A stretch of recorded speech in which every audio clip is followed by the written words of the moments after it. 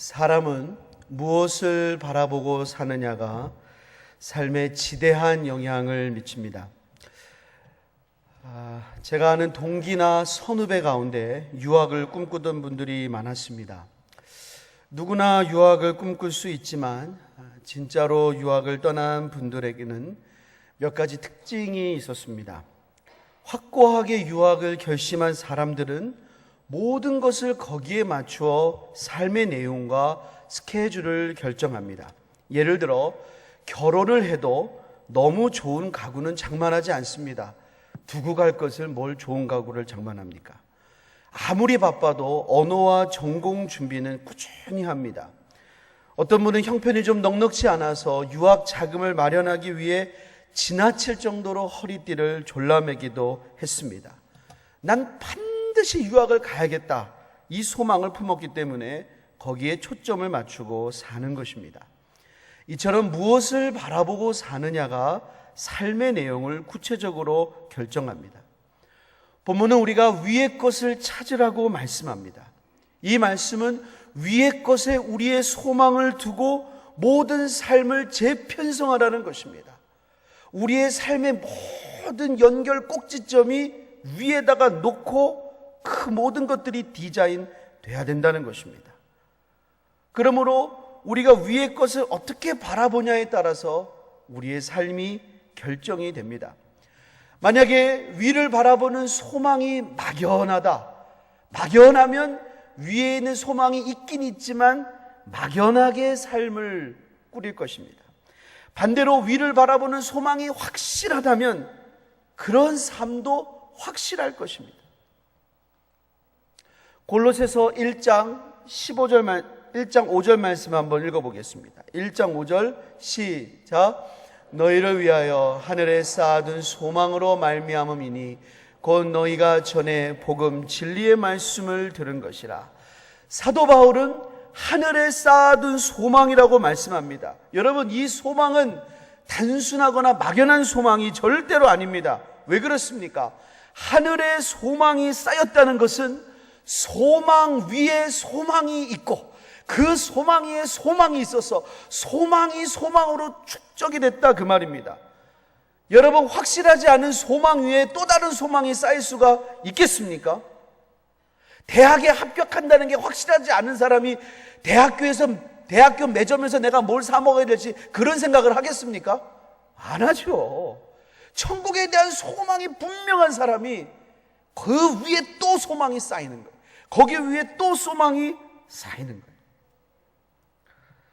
천국에 대한 분명한 소망, 우리 주님을 만날 분명한 소망이 있다면 어떻게 되겠습니까? 이 땅에서도 위의 것을 찾는 거룩한 삶을 살게 될 줄을 믿습니다. 이와 같은 은혜가 우리에게 넘치기를 주님의 이름으로 축복합니다. 그렇다면 우리가 위의 것을 찾아야 하는 이유, 하늘의 소망을 두고 살아야 하는 이유는 무엇일까요? 첫 번째로 예수님과 함께 우리의 옛사람이 죽고 새 사람이 살았기 때문입니다. 우리 본문 2절과 3절을 함께 읽겠습니다. 시작.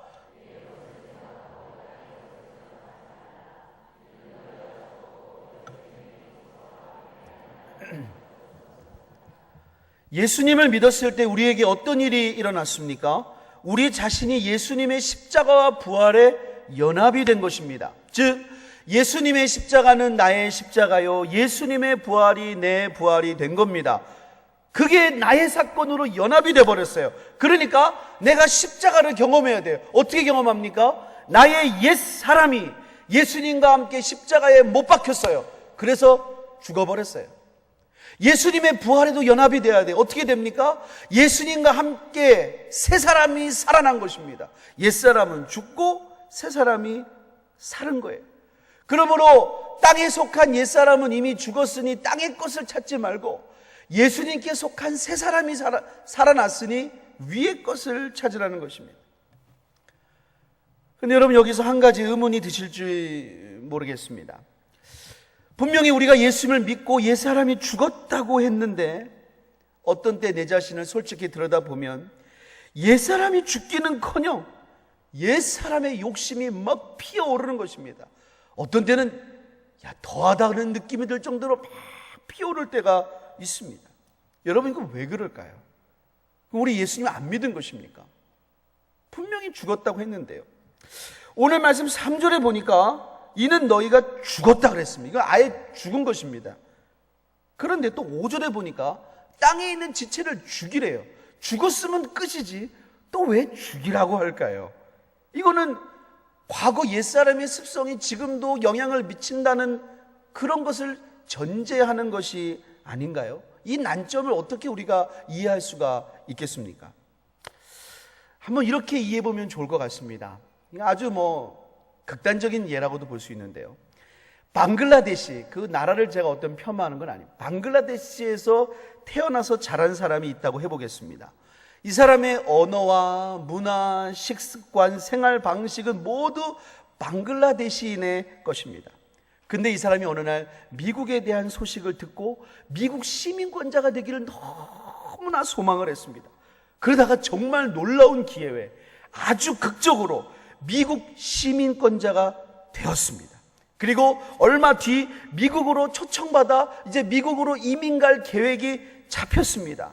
여러분, 이 사람은 미국 시민권자가 된 순간 방글라데시의 국적을 포기했습니다. 쉽게 말하면 방글라데시의 그의 국적은 죽었습니다. 말소됐습니다. 그 대신 미국 국적을 얻었습니다. 하지만 그가 방글라데시 국적이 말소되고 미국 시민권을 얻었고 미국에 갈 약속을 한 상태이지만 갑자기 방글라데시인의 생활 방식을 바꿀 수 있습니까? 그럴 수 없습니다. 아직까지 그 영향력이 남아있는 겁니다. 하지만 앞으로 자기가 살아야 될 곳은 미국입니다. 내가 얻은 시민권도 미국 시민권입니다. 그러니까 어떻게 하겠습니까? 끊임없이 옛날 생활 방식을 버리고 미국 생활 방식을 배우려고 애를 써야 됩니다. 우리도 마찬가지입니다. 여러분, 성경이 우리에 대해서 뭐라고 말씀하십니까? 빌립보서 3장 19절부터 21절 말씀 한번 읽어보겠습니다. 시작. 그들의 마침은 멸망이요 그들의 신은 배요 그 영광은 그들의 부끄러움에 있고 땅의 일을 생각하는 자라. 그러나 우리의 시민권은 하늘에 있는 자라. 거기로부터 구원하는 자 곧 주 예수 그리스도를 기다리노니 그는 만물을 자기에게 복종하게 하실 수 있는 자의 역사로 우리의 낮은 몸을 자기의 영광의 몸의 형체와 같이 변하게 하시리라. 우리는 시민권은 지금 받았습니다. 하지만 완전히 변화되는 것은 기다리고 있습니다. 이 땅의 국적은 시민권, 하늘 시민권을 받을 때 이미 죽었습니다. 시민권이 없어서 이 땅의 시민권은 없어졌어요. 땅에서는 죽었어요. 사탄의 종노릇을 하지 않아요. 새 생명을 얻었습니다. 그러나 그 나라 가기 전까지는 이 육신을 입고 삽니다. 사탄의 종노릇하던 옛 습성, 땅의 습성이 아직까지 남아 있어요. 그래서 이 육신을 입고 있는 한 우리에게는 갈등이 있습니다. 영적인 전투가 남아 있습니다. 그래서 우리는 끝까지 이 땅의 것을 생각하지 말고 찾지 말고 우리는 이미 땅의 것은 죽었기 때문에 하나님 나라의 것을 찾으며 살아야 됩니다. 그게 우리의 영적인 본질입니다. 그래서 로마서 6장 11절에 보면 이렇게 말씀합니다. 이와 같이 너희도 너희 자신을 죄에 대하여는 죽은 자요 그리스도 예수 안에서 하나님께 대하여는 살아있는 자로 여길지어다. 왜 여기라고 그랬냐? 이런 일이 우리에게 벌어졌는데 우리가 모른다는 거예요. 그러므로 아직 그런 완전한 변화의 때가 오지 않았지만 믿음으로 주의 말씀을 믿고 여기라는 거예요. 너희는 이제 땅에 속하지 않았다는 거예요. 마귀에게 속하지 않았다는 거예요. 그러므로 위의 것을 찾으라는 것입니다. 우리가 하늘에 소망을 두고 살아야 될 두 번째 이유는 그 하늘에 우리 주님이 계시기 때문입니다. 우리 본문 1절 말씀을 다시 한번 읽어보겠습니다. 본문 1절 시작. 그러므로 너희가 그리스도와 함께 다시 살리심을 받았으면 그 위의 것을 찾으라. 거기는 그리스도께서 하나님 우편에 앉아 계시느니라. 저 하늘을 소망해야 하는 이유는 그곳에 사랑하는 우리 주님이 계시기 때문입니다. 그것도 하나님의 보좌 우편의 권능으로 앉아 계십니다. 그 주님이 세상의 심판자요 사망과 마귀조차 심판하실 영광의 주님이십니다. 우리가 정말 예수님과 연합했다면 내 사랑하는 주님이 계신 그곳에 우리 마음도 있어야 됩니다. 그 하늘을 소망하면서 살아야 합니다. 물론 여러분, 우리는 이 땅에서도 예수님의 임재를 경험하면서 살아갑니다. 이곳에서 주의 영으로 느끼는 그 임재와 기쁨도 얼마나 감사한지 모릅니다. 하지만 여러분, 우리가 예수님의 얼굴을 직접 배울 때는 어떠할까요? 지금 우리가 느끼는 은혜가 아무리 크다 하여도 여러분, 그때와는 정말 좋게 비교할 수가 없습니다. 사도 바울은 그때 우리가 누릴 은혜를 이렇게 표현했습니다. 고린도전서 13장 12절을 읽겠습니다. 시작. 우리가 지금은 거울로 보는 것 같이 희미하나 그때에는 얼굴과 얼굴을 대하여 볼 것이요 지금은 내가 부분적으로 하나 그때에는 주께서 나를 아신 것 같이 내가 온전히 알리라. 그 당시 거울은 지금 같은 거울이 아닙니다. 이런 그 청동 같은 거라서 흐리흐리하게 보이는 거예요. 그렇게 흐리흐리하게 보인 우리는 지금 주님을 느껴도 그렇게 흐리흐리하게 느끼는 게 전부예요. 근데 그때는 주님이 우리를 아시는 것처럼 우리가 온전히 주님을 배울 것입니다. 주님에 대한 온전한 지식이 우리에게 임할 것입니다. 그 주님이 우리의 보상입니다. 그 주님이 우리의 상급입니다. 그 주님이 우리의 위로입니다. 그러므로 우리는 주님 계신 위를 바라보며 살아야 합니다. 위의 것을 찾아야 하는 세 번째 이유는 우리의 영광이 주님이 오시는 그날에 있기 때문입니다. 우리 본문 3절과 4절을 한번 읽어보겠습니다. 시작. 이는 너희가 죽었고 너희 생명이 그리스도와 함께 하나님 안에 감추어졌음이라. 우리 생명이신 그리스도께서 나타내실 그때에 너희도 그와 함께 영광 중에 나타나리라. 하나님께서는 예수님으로 말미암아 우리에게 생명을 주셨습니다. 근데 여러분, 그 생명은 예수님과 함께 하나님 안에 감춰졌습니다. 여러분, 지금 예수님이 부활하셨잖아요. 하지만 우리 눈에 보이지 않고 하나님 보좌 우편에 계십니다. 어떻게 보면은 예수님이 지금 감추어져 있죠. 근데 우리의 생명이 예수님과 연합됐기 때문에 예수님과 함께 있는 우리의 생명도 어떤 차원에서는 감추어져 있습니다. 그래서 여러분, 우리가 예수님을 영접하고 마음에 믿어서 하나님의 자녀가 됐지만 얼굴이 번쩍번쩍 빛난다거나 뭐 천사처럼 뭐 하얀옷이 바뀐다거나 뭐 이런 변화가 전혀 일어나지 않는 것입니다. 지금은 그 생명의 효력이 그리스도와 함께 하나님 안에 감춰 있습니다. 그러면 여러분, 우리가 얻은 그 생명의 효력, 생명의 영광이 언제 나타납니까? 우리의 생명이신 예수 그리스도께서 나타나실 그때에, 우리 주님이 다시 오실 그때에 우리의 주님이 주신 그 생명의 영광이 우리에게 나타납니다. 빌립보서 3장 21절에 있는 말씀으로 우리의 낮은 몸을 자기와 같은 영광스러운 몸으로 변하게 하실 것입니다. 하나님의 자녀가 얼마나 영광스러운지, 예수님을 그의 마음속에 영접했다는 게 여러분 정말 보통 일이 아니라는 것을 우리가 느끼게 될 것입니다.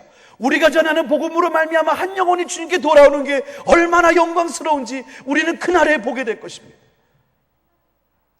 그날에 우리의 영광이 다 담겨져 있습니다. 그러므로 우리는 위의 것을 찾으며 살아야 합니다. 그렇다면 우리는 위의 것을 어떻게 찾을 수가 있을까요? 날마다 고개를 들어서 하늘을 바라보는 게 위를 찾는 삶은 아닐 것입니다. 본문은 크게 세 가지 방법을 우리에게 말씀합니다. 첫 번째는 땅에 있는 지체를 죽이라는 것입니다. 우리 본문 5절부터 9절 말씀을 읽어보겠습니다. 시작.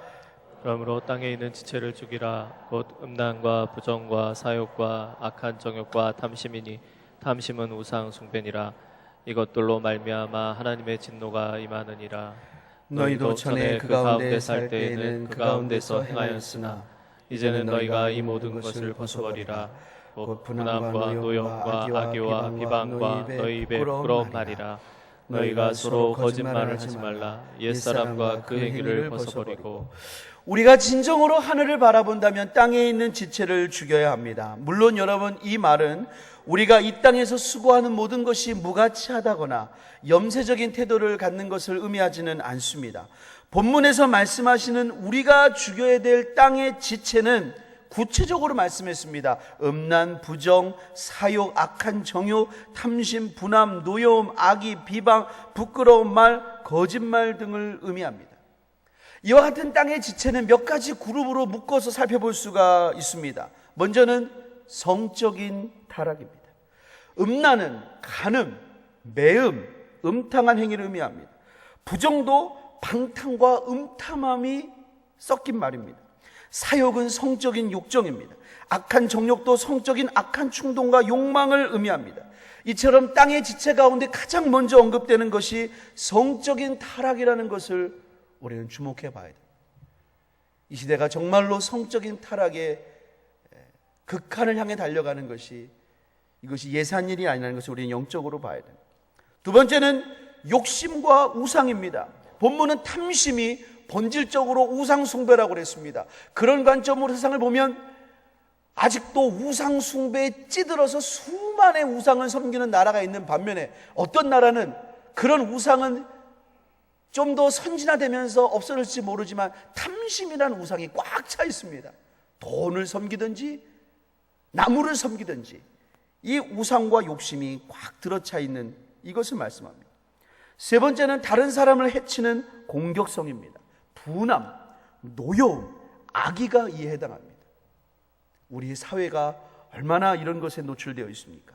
네 번째는 악한 말입니다. 입술의 문제이지요. 비방, 부끄러운 말, 거짓말, 바로 여기에 해당됩니다.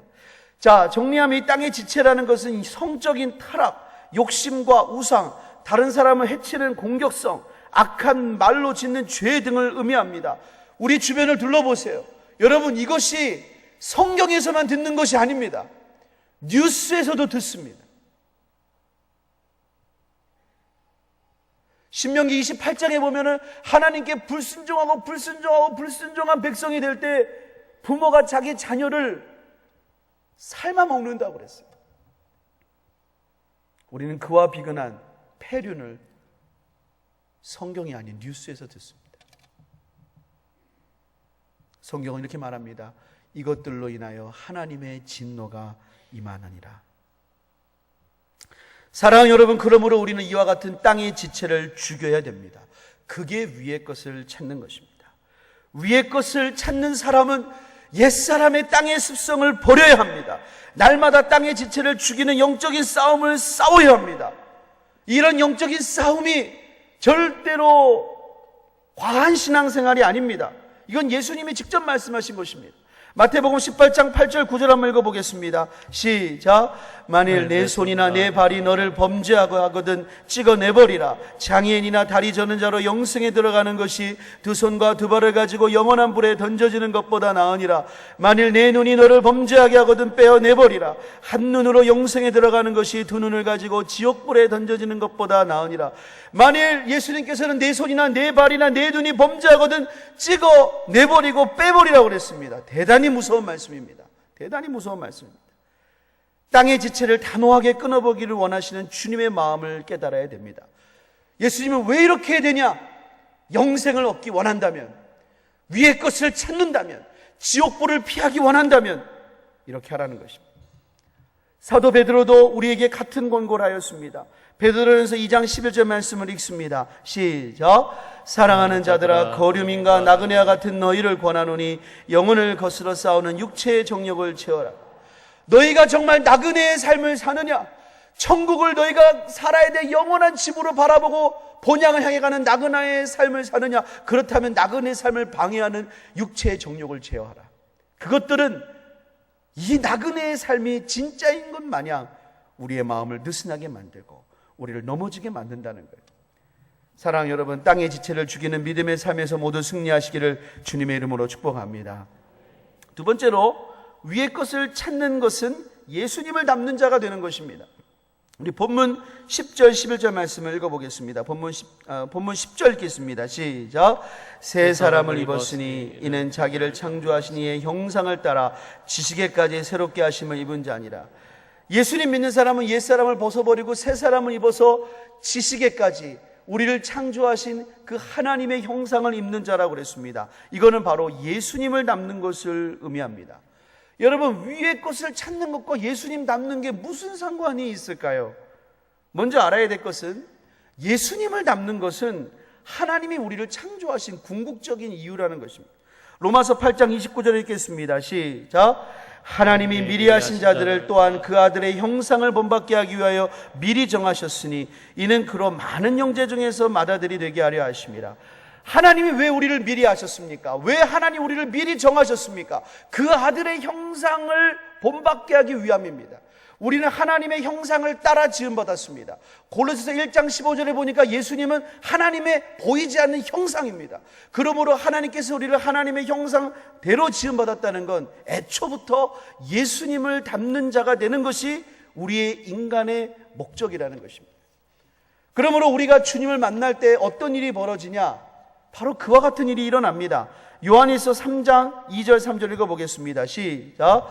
사랑하는 자들아, 우리가 지금은 하나님의 자녀라. 장래에 어떻게 될지는 아직 나타나지 아니하였으나 그가 나타나시면 우리가 그와 같을 줄을 아는 것은 그의 참모습 그대로 볼 것이기 때문이니 주를 향하여 이 소망을 가진 자마다 그의 깨끗하신과 같이 자기를 깨끗하게 하느니라.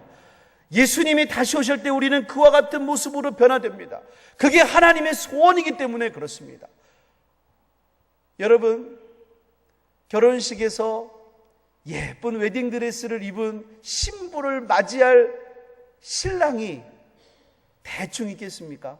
저도 결혼할 때 여러 번 피부 마사지 받았습니다. 생전 처음으로 저의 이 볼살을 두들기는데 와, 졸음이 오더라고요. 그렇게 1시간씩 몇 번을 받았어요. 왜요? 맞춰줘야 되니까. 이 사람은 열심히 하는데 저는 안 맞출 수가 없는 거예요. 우리 예수님이 영광 중에 오는데 여러분 그냥 만나시겠습니까? 예수님 닮는 모습으로 변화돼요. 여러분 그래서 훈련 받으셔요. 그래서 교회에서 여러 가지 훈련이 있는 거예요.